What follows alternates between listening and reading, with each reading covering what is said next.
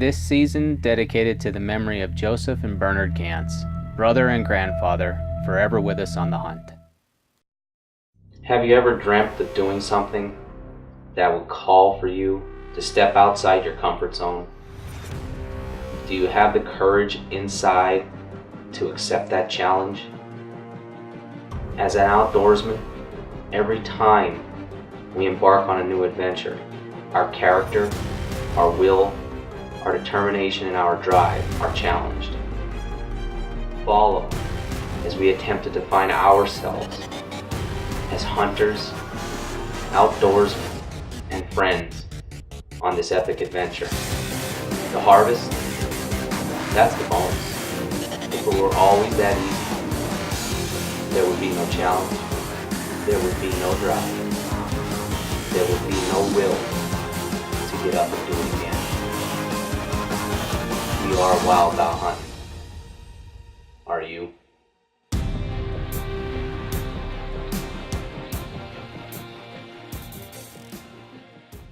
This segment brought to you by Hayeses Family Chiropractic, improving lives with chiropractic. All right, this week at Wild Bout Hunting, we're going to be doing a little bit more preparation and planning our Ohio trip. So one of the things that I got to do is I've got to make a couple phone calls here and get some information that I need to know about as far as the regulations and so forth when it comes to hunting in a different state. We're also going to be going to New York with myself and a couple of friends of mine, Daryl Chipleski and Louis Teeter, up to our cabin, which is right next to Beaver Meadow State Forest, which is some public land that we're going to be hunting the opening weekend of rifle season on in New York. So we're at home in my office working, trying to get some information all figured out for the Ohio trip. I need to make a phone call to the Ohio Department of Natural Resources. So I get on the phone. This gentleman by the name of Matt answers, and man, let me tell you, he's very, very helpful. Answers a lot of my questions that I needed to know about as far as where I could hunt. I was looking at an area called Ross County as an option to go hunt because it's where I had been given some recommendations for a town called Chillicothe, Ohio. A lot of big buck I've heard been taken out of that area, but it's also hard hunting. And I wanted to kind of get it narrowed down to a couple areas. I had been looking on the internet at some different state forests and wildlife management areas, but I wanted to get a little confirmation from the folks at the Ohio DNR office to make sure that what I was researching and what I was seeing as a possibility was where I needed to be and where I wanted to go. Well, that's good to know. Found some things out there. I cannot quarter a deer and pack it out if we're back in there really far unless I have that 18-digit confirmation number. So hopefully we have cell service once we harvest a deer, get to it, find it, and we can call it in right away, get that confirmation number, put the tag, and these are acceptable. We'll put them, we'll make sure we have Ziploc bags, all right? And it's got the number on here. It's called 1877 tag it OH, so it stands for Ohio, and you call that number to report your harvest. Well, we're talking with Miss Debbie on the phone. She referred me to the wildlife conservation officer for the District 4 in Ross County, and that gentleman's name was Bob Nelson. So we gave Bob Nelson a call, and I'll tell you what, Bob was great. He was very kind, gave me a lot of good insight, and he narrowed it down to 4 areas that I could focus on, and that was Tar Hollow State Forest, Scioto Trail State Forest, Ross Lake Wildlife Management Area, and Pleasant Valley Wildlife Management Area, all within about a 10-15 minute drive of where I would be staying in Ohio. And he recommended Tar Hollow because it was more of a hardwoods state forest, bigger, a lot of hills and valleys, and you can get back in there off the beaten path a little bit. There is agriculture a little bit around that, but that's what he recommended that I focus my efforts on with starting. All right, well, enough about Ohio and the planning. It's time to hunt again. So let's head up to New York, up to Shenango County, where my cabin is at, right off Beaver Meadow State Forest, for a little bit of rifle deer season action with a couple of buddies of mine. All right, back on the road, headed to New York. Gonna hunt some public land up there, Beaver Meadow State Forest. We've got a cabin with a bunch of good friends of mine that we built back in 2010, and we've been going up there even prior to that. But I just need to make a pit stop for some fuel, and then get back up on the road. So I'm excited.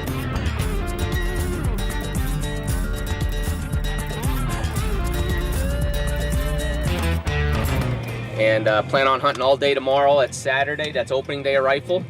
And also gonna hunt Sunday morning if I have to. The Hayeses Family Chiropractic offers exceptional dental care for all individuals, from the youngest newborn to the most fragile senior citizen. Chiropractic is for the benefit of all individuals for health, wellness, and the enjoyment of life, with less pain, more mobility, and adding vitality to your years. Choose chiropractic as part of a healthy lifestyle. The Hayeses Family Chiropractic, improving lives, chiropractic. Serious hunters demand superior performance within their gear. Success in the field hinges on your ability to adapt to his environment. The tools employed for these adaptations define you. Out here, our reputation is what defines us. Muddy Outdoors. Serious gear for serious hunters. Bison is American, like backyard tailgates and touchdowns. Heading out on opening weekend and bagging that giant 12-point. Taking a weekend to get off the grid. No cell phone, no emails, just the great outdoors. That's the Bison spirit. If you're looking for gear that works as hard as you do, Bison coolers are made to last in the United States of America. BisonCoolers.com. Hi, I'm Jeff Foxworthy here to tell you about an exciting new product called the Buck Cage. The Buck Cage provides a quick and easy, no-mess solution for scent dispersal. Simply add half an ounce of your preferred scent and insert the dispenser. Within minutes, the polymer beads go to work absorbing the scent and are ready to dispense it for weeks at your favorite hunting location. The Buck Cage is Redneck approved and ready to help you cage your next buck. Get your Buck Cage and refill packs at buckcage.com.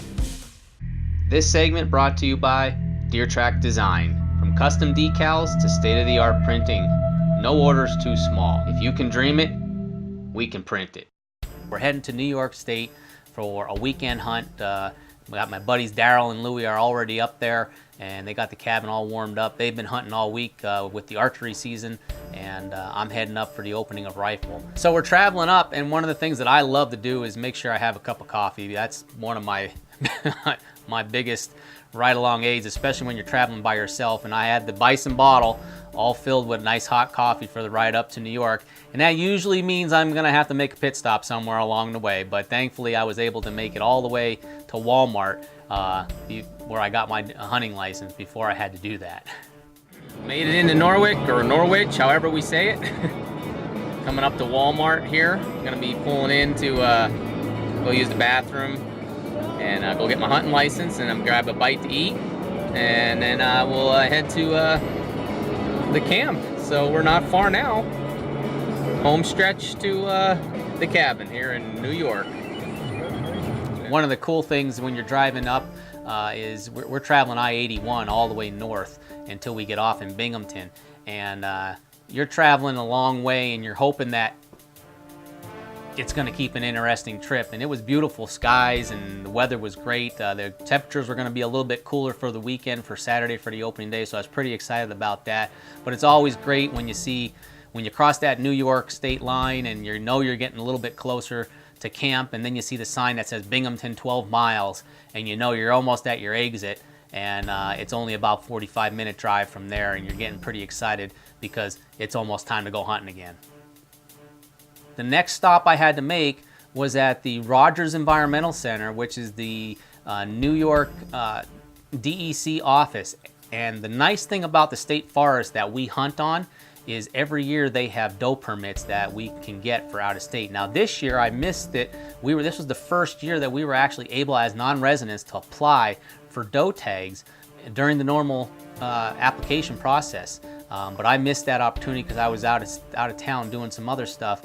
But they still do what they call a deer management program at Beaver Meadow State Forest. There's lots of deer up there. It's just so thick that these deer have so many places to hide that it's hard to harvest them.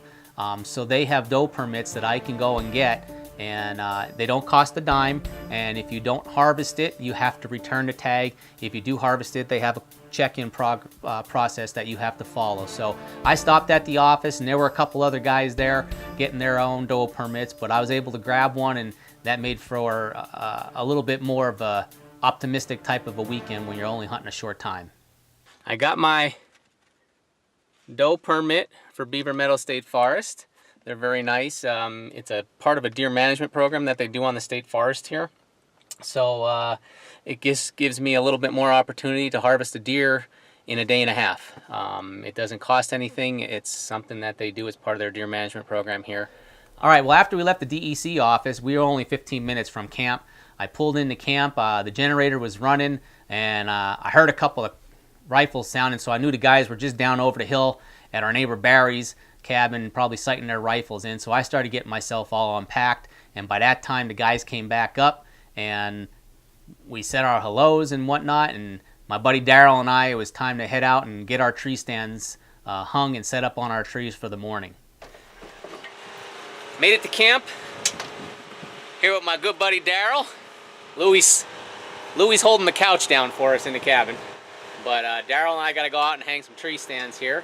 Just had some folks who bought some property down over the hill here stop by and say hello, and got a lot of good people coming in. It's going to be a fun day tomorrow. Be nice and cold in the morning, probably about 20s, right?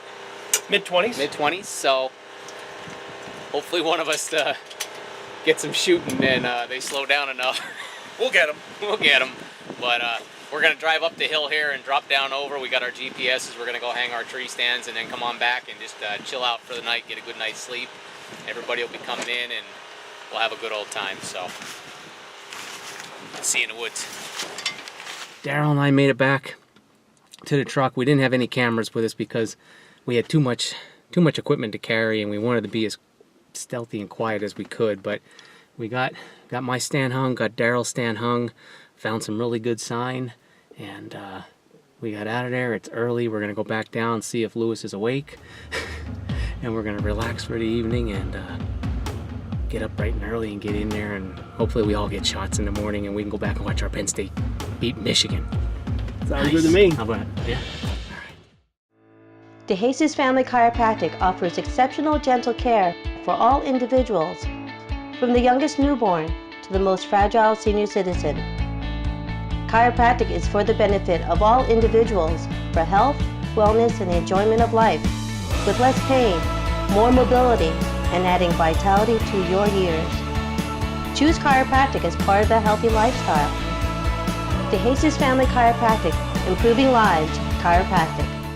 It's here, the most innovative field dressing kit ever, developed by Raptor Razor. Its huge, ergonomically designed hook on the Mako cuts quick with precision. The big game Skinner cuts through the toughest of places, saves you time in the field. Each kit comes with multiple blades, completely interchangeable. It's like no other knife made. For the full line of accessories, go to our website, www.raptorrazor.com. That's www.raptorrazor.com.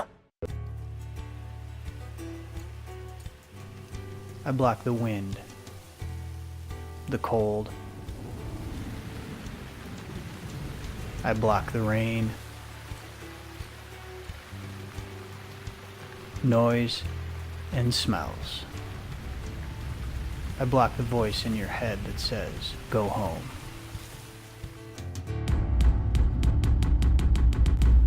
Scent blocker. Hi, I'm Jeff Foxworthy here to tell you about an exciting new product called the Buck Cage.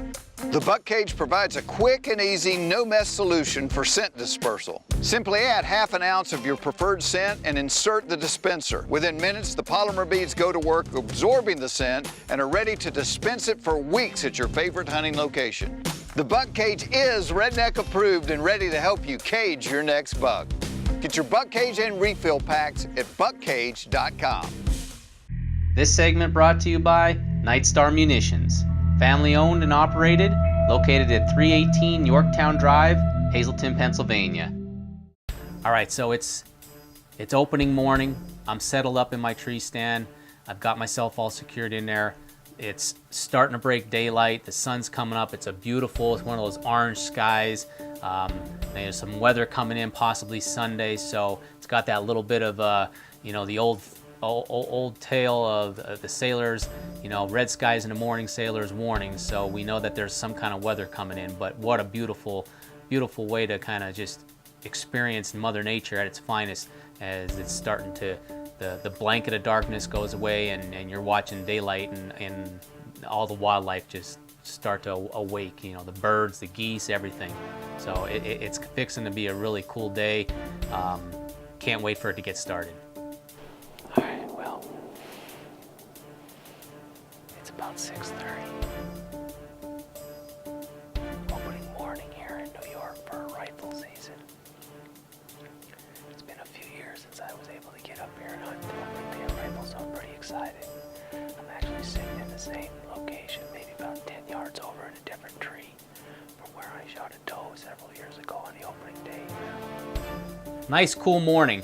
It's one of those mornings where you see your breath when you're breathing. It smells like deer season. It feels like deer season. You know you're going to see deer. You're just waiting for that time, for that moment, that anticipation of what's going to happen. And right behind me, I got this heavy trail that comes up, and there's a lot of old apple trees down below me. Just heard a couple of shots in the farm just off of the state land over here. We're on Beaver Meadow State Forest here in New York. So where I'm set up this morning, the reason I'm set up the way I am is I'm facing down into the bottom of this basin. Right across from me is the big hill, and at the top of the hill is the cul-de-sac where we park the truck. So we're probably about 150 yards from the truck in on the state land. I'm dressed in camo, but I have orange on. Now, orange is not required during any kind of hunting season in New York, but we wear it for safety reasons. At least I do. I choose to wear orange on my head as well as, a vest just to be seen, because it is so thick in the areas that we're hunting in New York, and these guys are putting drives on. They may not see you if you're in camo, so I want to be seen because I don't want to get shot. I don't want anything to happen to anybody. So safety first always when we're hunting. Sit tight, starting to get daylight here. Beautiful sunrise over my left shoulder here to the east. So let's see, hopefully something comes through.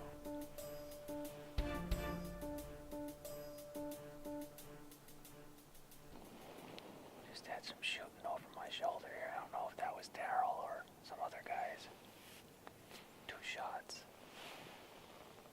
You're not going to see far the deer. You're going to probably hear them before you actually see them, and that was the case with this hunt.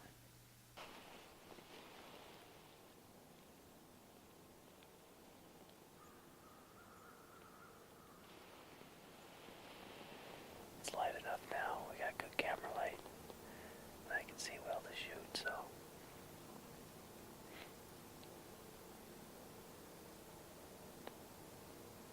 I did hear some activity, some walking in the dark, so hopefully these deer will be up and moving. It's starting to get a little cold. Pull out a couple hot hands.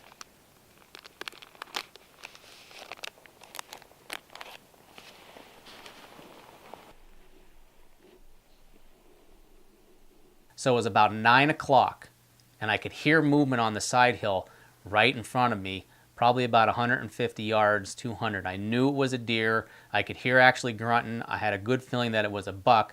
I could see the deer. It looked like it was maybe a small spike, but it was hard to tell. But I knew there was a deer down there. I could see it, and it was starting to get a little bit heated, and it was starting to warm me up, especially with the cold weather. I'm hearing grunting. I don't know if it's a buck. I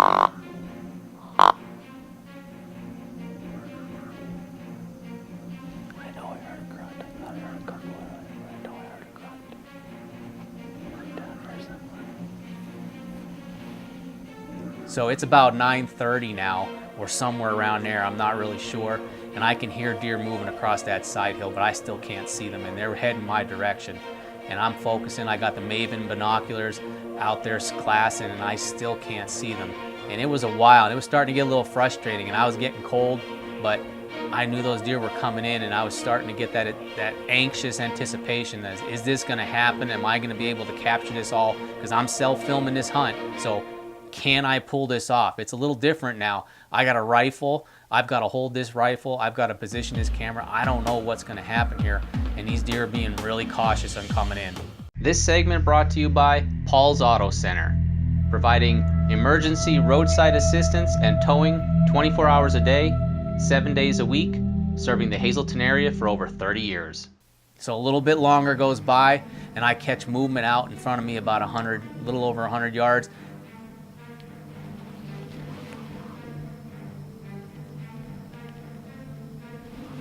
Right there. And there's a deer on the side of the hill, and it looks like there's two, maybe three, a couple good looks like at least a good doe or two. And now I'm getting zoomed in. I was able to finally get them in on the camera where you can see some ear movement and the deer just kind of hanging out, but there's a bunch of trees between me and those deer, and it's making it hard for me to see them with the naked eye or even with the binoculars, let alone getting them in the camera. Well, it seemed like about an hour has gone by, but it really was only just a few minutes just sitting there with the anxiety of wondering what's going to happen and where these deer are going to go, if they're going to bust up the hill and I'm not going to get a shot, or if they're going to come into me and peg me in this tree stand that just showed up yesterday. Well, lo and behold, I started hearing movement coming towards me, and again, those trees between me and the deer pretty much hid that deer, which actually helped me as well because it hid me from the deer. And I just focused that camera down to where I heard it, and I started seeing that deer up here coming towards me.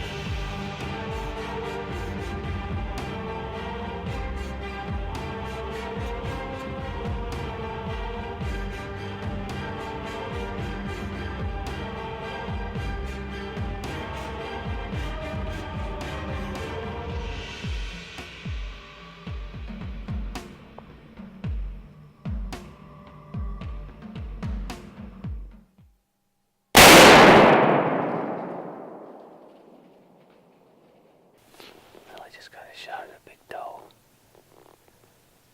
I have no idea if I hit her because of all the smoke, so I'm going to get reloaded quick here and see what happens. I just replayed the footage, and what it looks like after I shot is it hunched down, ran to the left, and then spun and ran back up the hill. All right, so I did talk to my buddies Lewis and Daryl. We made a decision that we were going to sit till about 10 or 10:30, somewhere around there, and let this deer sit tight, let it expire since we weren't sure of the hit. We knew it was a hit, but we weren't sure of it. So we were going to let that deer just lay down. They were going to sit tight because they were starting to get some shooting down below us. We might have some more deer moving. Maybe one of them could get a shot. I'm going to stay here in the stand until they get to me. And then I'll lower my equipment down and we'll regroup. And then we'll head over to where the deer was and see if there's any sign. Well, it was probably about 20 after 10, I guess, and I could hear some walking coming towards me, and that was Daryl making his way, and Lewis wasn't too far behind him. So we were going to get all of our gear, climb down, regroup, and start tracking and start looking for the sign. All right, folks. Well, I just got down out of my tree. Daryl and Lewis came over, and Lewis took his tree stand up to the truck, and he's heading back down to the cabin to get the quad. We're thinking on positive note here that we're gonna have a deer down and we're gonna find it. So, yep, there's hair. You'll probably start to see a little bit Let's of blood. get the. That's white hair. We definitely have hair here. I could see it with my binoculars, and we confirmed it. So. Wow, that's pretty good. We're gonna. You saw that with your binoculars? Yeah, from up there I could see the hair with my binoculars. What kind of binoculars are those? Maven. Wow. Maven Beef 2s. They're rated best of the best for 2015. There she is. There she is, right on the hill. Right up on the hill. Oh, that's her belly. Is that her belly? Yeah. Not the white bucket. I see the deer laying right here on the hill. Is that her? Okay. Where'd he go, buddy? Let's go. Right up on the hill by the tree. See by the base of that tree? This big tree right in front of me? Oh, yep. I'm looking up at the damn. I'm We looking found at it. that plastic thing up there. That's All right, it. yeah. Let's go ahead up here. Yeah. Well, that's gonna be an easy one to get out too. Oh, that's pretty nice. It's not a giant. It's a young deer, button buck. It looked a heck of a lot bigger from up in the tree, but it's considered a legal deer. We're gonna put a doe tag on it, and got ourselves some fresh back straps here. So after we recovered the deer, we did a little bit of interviews and whatnot there. We threw that deer, we took it up to the quad. Louis drugged that out, made it real easy for us to get it out of there. We packed the rest of our gear out and headed back down to the cabin in time just to watch Penn State play Michigan. All right, we got the deer on the hitch haul. We're not gonna strap her down because we don't have far to go. Just over the hill to our cabin. Go back and celebrate. Wild Bout Huntin' is also proud to partner with these fine sponsors.